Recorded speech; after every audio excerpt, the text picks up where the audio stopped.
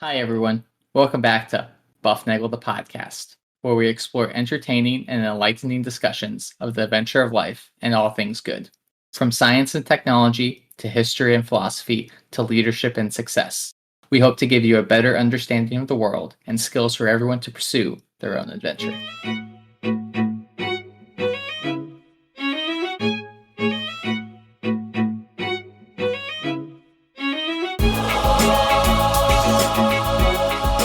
Hey everybody, welcome back to Bufnagle the podcast, where we talk about all things good and the pursuit of the adventure of life. I'm Rafe, and Harry's back with me again this week, so it's going to be a great show as always. Harry, how you doing? Rafe, I'm doing well. I'm happy to be back after my 1 week hiatus, and I'm excited to be here for a special episode. Maybe not special episode, but different. Yeah, this is it's a little different episode. It's not a big broad topic. It's not like when we did the big Shackleton thing. That was like each episode was like 1/6 of a topic, right? Because we had six episodes, and this one there's going to be a lot of little topics. So each one is, well, I don't know, there's some math in there somewhere. But okay, hey, before we go any further, hey, thanks, listeners. We're glad you're here. Without you, we are just literally talking at the walls, and we are thankful that you are here with us, and we are pleased that. Because of you, we are a global top 10% podcast. You can send us a note, of course, at bufnagle@bufnagle.com. If you are new to the podcast, welcome. We're glad that you're here. And we ask you to please give us 4 episodes or 44 episodes or 144, whatever the number is. Do a lot of buff listening and see if you don't come around to where we are.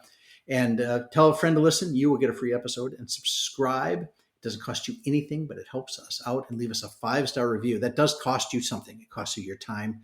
Maybe your dignity and your soul, but you weren't using that anyway. Better off for it. So, but that really helps us too. So feel free to do that. And then, like I said, share the love, share the buff, get your friends to listen. And that is a really good thing. This week, we've put together some, how should I say, questions from people that listen. Yes. I have taken these and I've kind of consolidated them down to seven questions, because 7 seems to be a great number. And we did an episode, Zach and I did, on the 7 wonders of the world and the wonders of the number 7. And we have 7 questions here. And I've asked the Google machine, Harry, to generate me a random permutation of the numbers 1 through 7. Well, that's good, because I know the questions, but I have no idea the order in which you're going to give them to me. But you know what's really interesting? I did this thing. And what is And it gave you 1, 2, 3, 4, 5, 6, 7? No. Even better than that. It gave me a bunch of numbers, but it gave me a permutation of the numbers 1 through 8.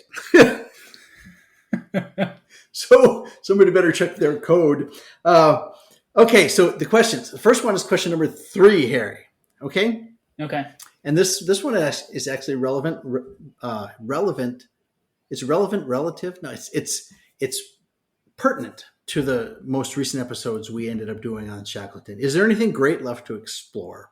Certainly there cannot be another person to be the first to, for example, circumnavigate the globe. Is there anything left to shoot for? What should we, Sure. Is that, what? Yeah, I mean, so when we went through our pre-production meeting, intensive as it was, Yes. my first response was yes. But the problem with people is they don't understand that these things take time. Okay. So if you're in Europe in the 1400s and you're off to go find the New World. Right, because people are always doing that. Right, exactly. There's always a new world to be found. Right. That doesn't really come to fruition for a century or so. Right? I mean, one, it takes time to go across the Atlantic. It takes time to come back. You might die on the way there. Something might happen, right? So these kinds of things don't happen overnight. Well, and it takes time to recognize what it is you have accomplished. Right. It's interesting. If Magellan would have worked in the current age, the culture of the current age, okay, so there would have been, like, he wouldn't have fought. You remember he wanted to sail for Spain, and he wanted to sail for Portugal. And he ended up sailing for Spain, so nobody trusted each other. And they kind of snuck out there, and the other guy chased him down. If that were done today, the first thing is there'd be a great big, there'd be leaks and teasers for It'd be hashtag Magellan for Spain, or hashtag Magellan for Italia, or whatever. Or Portugal, or wherever, right? And so then they would have that, and you'd be wondering, what is this thing? And there would be like a leak. Rumor has it that the guy's going to try to sail around the world. And then there'd be press conferences, and there'd be branding. There'd be like a logo contest. Bufnagle is the name of the ship. Yes, and then there'd be like regular updates, and there'd be like a documentary. There'd be a documentary film crew with them. Yes. Right. And it'd be Magellan Today, brought to you by Bufnagle, the podcast. And they would be today out in the Eastern Pacific. We didn't do anything. Yeah, for exactly. Day 90 across the Pacific. But it was a different thing. And I think if you go to do something great now, the expectation is you will recognize its greatness before you even do it. And that kind of idea that we're just going to go do a thing, and maybe late, like when they got back, the guys who made it back, the 21 or 22 guys that made it back, like the next day they were gone. They just were like, okay, I'm going to go home. And they left the ship, and they walked home. It was over. Well, I think, like you said, people want the greatness. They want the recognition of greatness before it happens for an event in which they're about to partake. And sure, that's kind of nice, but I mean, there's some people out there who they sail across the Atlantic in a dinghy, and it takes them weeks at a time. Yeah, that is technically a great explorer. Yep. But it doesn't get this grand recognition because it may not be the first or whatever. And now people put titles on it. So the first boy under age 16, or first girl holding a baby, or, sure, you can put all these stipulations on it, but we should recognize that there are great feats. But I think as far as there's anything left to explore that is great, I think we have two options. Yeah. I think one of them is deep space. Going to the Mars. The solar system, right? Yeah, so close space, and deep sea. But that one's really hard to see, literally. Yeah, it's pretty dark there. Yeah. And it's a different kind of dark. It's the dark where light goes to die, right? I mean, you shine a light, it just doesn't go anywhere because it gets broken up by all the stuff that's down there. And the space one is, we kind of know what's out there because we're able to look now, right? So I guess we've sent little things out to the Mars to land there and to look around and drive around, and the Discovery rover, lasted however long it lasted, and it's been doing those explorer things for us. But do you think we'll be sending will we send drones to the bottom of the ocean? Yeah, I think we already have, though, haven't we? Yeah, I guess you could say that we've sent things down there. I'm not sure we'd call them drones, but they're submersibles of some type that have gone to the bottom and seen those. The things that amaze me down there, those hot they call it hot vents, hot ocean vents. Yep. That is a phenomenal kind of thing going on down there, and I'm not sure I'd want to live there, but it's probably more interesting than the Mars. At least there's more biology. Yes, there's a little bit, and it's strange biology. So, okay, that is question number 3. Well, Harry, I know you have cats, and we've always been dog fans, and I've had dogs. I want to say my whole life. It's interesting because we had a little dog when I was a really little baby. There's pictures of me with a dog, and all my friends have had dogs. My mom's a big dog lover, and so is my dad.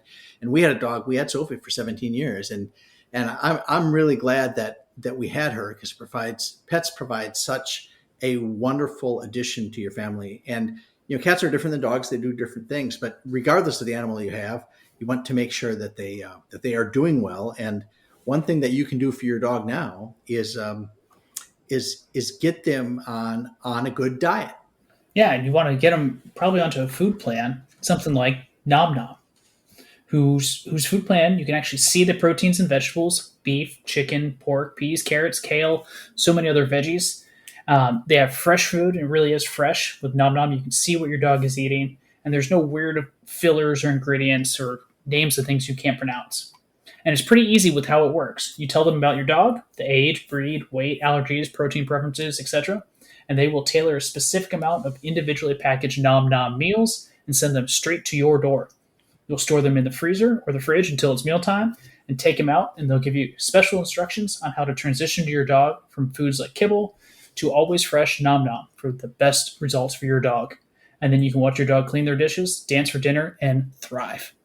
Yeah, so if you're ready to make the switch, order Nom Nom today. Go to the link in the description of this podcast and use the coupon code bufnagle, and you will get 50% off your first order plus free shipping. Plus, Nom Nom comes with a money back guarantee. If your dog's tail isn't wagging within 30 days, Nom Nom will refund your first order. No fillers, no nonsense, just Nom Nom. Question number 4. Okay, this is a sports question. Okay.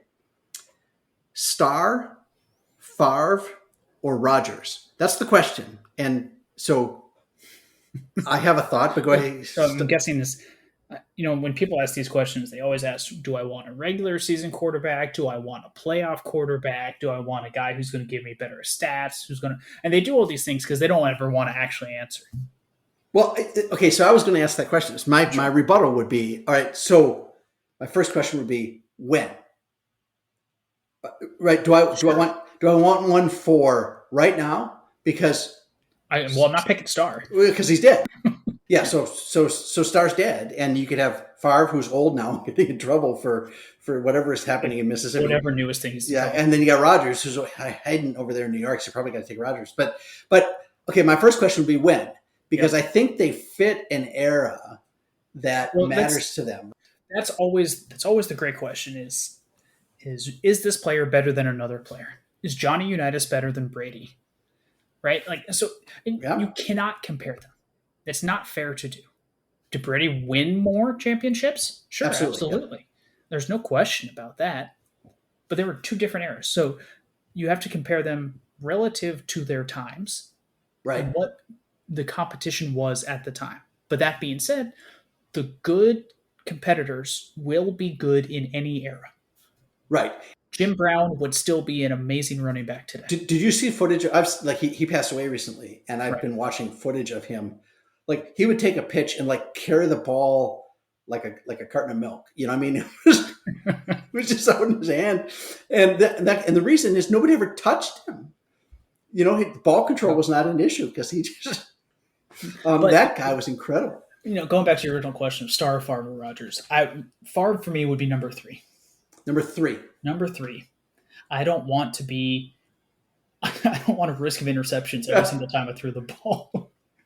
I think Rodgers is a better mechanical quarterback, and probably a better cerebral quarterback. Probably. So, I mean, that's just. All right. I don't think I'm going to have Star as my head coach for Rodgers.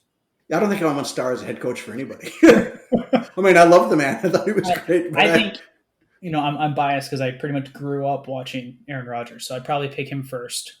Okay. Star as a very close second, and Favre as a definite third. Well, that's a tremendous position to be in if your third best pick is Brett Favre. Right. I mean, that's a wonderful thing. All right, so that's question 4. That was a pretty. So for those of you who aren't football fans, it's about football. In fact, it's particularly about Green Bay Packer football. So. All right, there you go. Yeah. If you want a different question, send one in. All right. Put the onus on you for once. All right. So, question number 5. Yep. A book you want to read but keep putting it off. What are some of the books that you really want to read? What's on your list of things that you're like, I really need to get to that? So one book that I have been getting to. You have been getting to? I have been getting to. I'm 34 pages in. Okay. And I've been reading it for years. Yeah. Right? Is Lord of the Rings, The Two Towers. Because I finished Fellowship of the Ring while deployed last year. Yeah. So it's only logical that I complete the trilogy. But it's definitely one of those books where it's not easy to read. And there's a lot going on. But it's definitely something I really want to finish. Yeah, I guess that's on my list, right? Okay, so that the Lord of the Rings trilogy is on my list. When I was in college, we had to read Charles Dickens' Bleak House. Okay? And I don't know if you know Bleak House, but people who have read Bleak House are going, "Oh my God, yes, that's Bleak House." It's probably 7 or 8. It rivals Anna Karenina. I was going to say, is it better or worse than Anna Karenina? Well, you had to read Anna Karenina in a weekend, right? Yeah. Right? But here's Bleak House, okay? And so I had to read Bleak House, and you know what? I'll be real honest. All right, I think the statute of limitations has expired. Certainly, since the English professor who taught us that course has expired. He was a great guy, and he's gone now. But I lied to him when I said I read the whole book because I didn't read the book. I could not finish the book here. I could not. It was a freshman year in college, first semester. I remember sitting there in the laundry room doing laundry, trying to read Bleak House. It's page after page of descriptions of gray. I mean, it's fog and gray and Dickens and it's just terrible. And I never got through it. And then when I finished graduate school, I said to myself, you know what I'm going to do? I'm going to finish Bleak House. I'm going to read Bleak House. And so I pulled up Bleak House and I tried to read it I don't know, maybe before you came along or right about the same time. And I'll be around. I didn't finish it that time either. I failed twice. And then here you're saying that you want to read it? Well, I think I would like to read it so I can say I read it. But then when I was in probably a decade ago, I was talking to a guy that worked with me. And I said, oh, I tried to read Bleak House twice and I failed. And he goes, really? I said, yeah. He said, you're the only person I know who actually read it the right way. I said, what do you mean? I didn't finish it. And he said, well, part of the story in Bleak House is this gigantic court case. It's Jarndyce versus Jarndyce. So it's two people in the same family that are fighting about, I don't even remember what it is, but it's this monstrous court case that goes on and on and on and on, and it never stops. It never sees fruition. And he said the book is a metaphor for the court case, or vice versa. I don't remember which way okay? And he said the only proper way to read the book is to have it never end. Right? So he said you're the only one who's ever read it properly. Well done. Well, thank you. So, but I would like to really read it because I think I can read better now than I could back then, and I should have enough time. So I probably want to read Bleak House, but I want to read some other great ones too. I want to read like the great books. All right? I want to read Homer, and I want to read I want to read those things. But man, you got to get yourself in the right mind frame to do that because it's a lot more fun to read, modern suspense fiction. Oh, it's easier to read too, right? There's something always happening on every single page. There's always dialogue.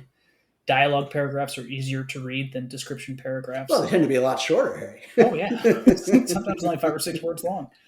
Yeah. All right. So those are some I would like to read. I'm not sure I really want to read, but I do want to read those. Okay. The next number in our list is number 8. Remember, I told you it went 1 through 8. So we're going to skip 8.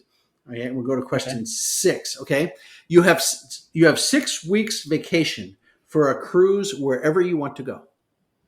Fare is paid for. All right. So it's the cruise you get to design. Food and lodging is all paid for. Yeah. Yeah. Right. So the crew, the ship will go where you want it to go. And, I don't know if they give you, pizza and beer every night, or if you get like fancy food, or if there's a water slide on the boat. I don't have any pizza and beer is fancy food for me. Yeah. These days it is. I say, where do you go? Where do you want to go? What do you want to go see on a cruise? And I think the important thing about this question is, like, for example, you're not going to go to Mount Rushmore on a cruise, right? I mean, so that's not that's an awful big flood. Well, it's a big flood, or it's a very small boat up a river. So, okay. Now there are some cruises through major. You can take a cruise up or down the Mississippi. I think you can. Sure. When we canoed the Missouri River, they said they went all the way up to, what was it? What was the one? Fort Benton in Montana. Okay. Wherever you could take a steamboat all the way up there. Those early cruise ships. All right, on a cruise, you got 6 weeks. Where do you want to go? Well, I mean, Jamie is going to be the first person to tell you that I'm the worst person to vacation with, because my idea of vacation. Well, she's never vacationed with me. Well, my idea of vacation is sitting at home, not having any responsibility. That's vacation to me. Okay. But if I'm being, forced to go wherever I want to. Yes, you're forced to go to a place you want to go to. You're forced to have fun. No, I don't know. I'll let you decide first. Well, okay. So the first thing I want to do. Okay, the first thing I wanted to do was definitely, I'm getting on a cruise sometime on the east side of the Atlantic, and I'm going down. I'm sorry, the west side of the Atlantic, and I'm going down the coast of the Americas, all the way to the Strait of Magellan. I'm going through the Strait of Magellan. that's one thing I'm going to do, is do the Strait of Magellan and hopefully get to see some Willy Wallahs, and I hope to get to see some of the interesting things that Magellan and his crew saw. But then pass through the Drake Passage. Right, and while I'm at it, I'm going to zip down, take a sure, it'll be no problem. It only take a couple of weeks. A day trip. Get off and walk across the Atlantic over into the other sea. Yeah. So I will. I'll take a day. What do they call it? A day trip down to maybe Elephant Island. I'll see the little Shackleton, whatever. There's some little monuments and stuff down there. I'm sure. I pulled out a globe the other day because I had been looking at the Shackleton thing on a map. And I was at the library, and there was a globe, and I thought, well, I'm going to look at the globe. And I flipped it so I could see Antarctica better because I'd just been looking at the flat map, and it's different to see it round. It is amazing how far down it's like it's the land that is forgotten land. It should be called forgotten. It's just nothing down there. And I thought those guys are trying to, and that distance from Elephant Island out to South Georgia Island. And that's all that's there. You miss that sucker. And it is, there's nothing. You're into oblivion. Yeah. You're sailing into death itself. So that's where I would go. And then I might go see some other things like, I don't know. I guess nothing appeals to me like that. Like those two places. I think Alaska would be neat. I'd probably do, 6 weeks? Ugh. Sheesh. I got a 6-week paid for vacation cruise. I'm sorry, it's too long. It's too long. When do I go back to work? Yeah. I'd probably spend 4 or 5 days. I'd probably do like a Mediterranean circumvention type of thing. Well, you could go to Greece, right? You could go see Athens. I mean, I think I'd like to go. Can you take a cruise to Rome? Oh, I'm sure you can. Take a little side jaunt up the Tiber or wherever that is, and go into the Vatican and come back down. Yeah. I don't think I'm sure you could come up with a way to do that. Maybe, like they say, a day trip. Right. Maybe, into the Aegean Sea and then into like the Black. There's all these things that we have studied now with the exploration are some of I want to go see them. Like the east coast of Africa. I don't know anything about Africa in general, but I'd love to go see that area because that's like a Madagascar. All right. Oh yeah. You can go see Mo over in the Maldives. That's right. All 6 feet above sea level. There is. Well, yeah. Okay. Better hurry up. Yeah. All right. That's question 6. Question 2, pancakes, waffles, or French toast? And then the side question is, what's the best fast food breakfast item? All right. So pancakes, waffles, and French toast. Or right. So I have to choose. Yeah. That's there's the menu. You're at Denny's. Pancakes, waffles, or French toast? Waffles is number 3. You think so? Okay. I think so. The waffles are great as little syrup pockets. Yep. That's about it. Unless I'm baking something into the waffles. But if I'm baking something into the waffles, I'm going to want to put it into a pancake so it's easier to eat. I'll give you that. Okay. Waffles get too burnt. Okay. Right? You don't like them crispy. You don't like crispy waffles. I don't like the crispiness. All right. Okay. All right. If I want crispiness, I'm going to go with the French toast. Really? Okay. Yeah. So I used to be very partial to French toast. Mm-hmm. But I think I'm on the good old flapjack train. Now, do you like them? Do you like them thicker, kind of fluffy, kind of pancakes, or do you? I don't think it matters. Really? Because I've had people make pancakes that are like almost 3/4 of an inch thick, and I'm like, there's a difference between like a razor thin pancake and a thicker pancake, and then what you're describing. Listeners obviously can't see her fingers here. Yeah, they can. They just use their imaginations here. That's right. No, but you were describing like a 1/2 inch or close to an inch thick. No, that's not a pancake. That's a muffin. It's a pancake. It's a cake in a pan. Yeah, okay. I prefer my pancakes to be as close to the ballpark funnel cake as can be achieved in a pan in my kitchen. Oh, absolutely. Yes. You pour powdered sugar on top. Right. So you put the bacon grease in the pan, and then you pour the pancake batter in, and it better be frying the instant it hits the grease. And then when you flip it, you do get a crust on there that holds the powdered sugar well, and you get the allure of the funnel cake. And then the ball game's on the TV in the background. That's right. Right, and your wife is yelling at you because there's a kitchen grease fire. Yeah, well, but you just make sure you always know the thing. Never put water on a grease fire, and you just make sure you announce that from the other room where you're watching the well, that's okay. Just don't put water on it. It'll be all right. Okay. This is a bigger question. You guys do a lot of history. Some of the people you talk about had some really bad qualities. For example, they may have been wife beaters or slaveholders, or they smoked or whatever. Why should we bother studying them when, by our standards, they are people that are so flawed? So you're going to go first. Okay, go. Yeah, I'll go first because I know that you have a longer answer. I do have a longer answer. I always have a longer answer. I will prep the listeners with the base version of this answer, I believe. Okay. Our standards should be consistent across time. Our personal standards. No. Society standards should be consistent across time. Okay. Because ultimately you're trying to seek greatest good. Okay. Right?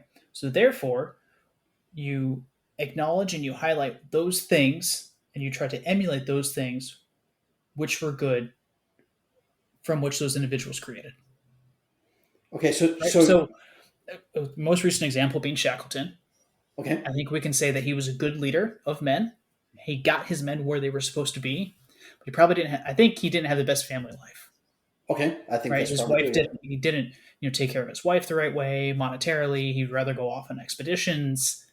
I don't think that diminishes his ability as a captain on a boat. But that's kind of like are we going to look at Shackleton the father versus like St. Joseph the father? Like obviously we can St. Joseph here. But yeah.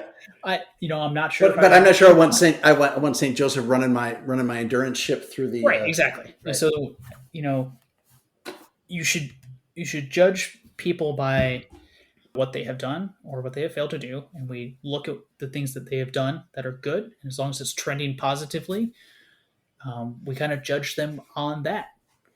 All right. It's a very basic answer, and I'm sure you have something much more profound. I have something more profound because I've heard people say this sort of thing, so I just copy what I've heard.